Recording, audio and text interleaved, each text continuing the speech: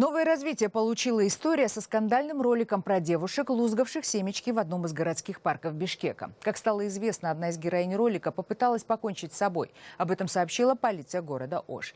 Напомним, что видео, где две девушки кидают шелуху от семечек прямо на тротуар в парке имени Ататюрка и настаивают на своей правоте, вызвал полемику и негативную реакцию в соцсетях Кыргызстана. Власти Бишкека даже завели дело по факту разбрасывания мусора в общественном месте. Вот этот наделавший шуму ролик. Есть дворники, которые должны это убирать. Им государство платит деньги. Они должны подметать и содержать в чистоте парк. Мы тут просто сидим и щелкаем семечки. И никого не лохуем. Что тут плохого?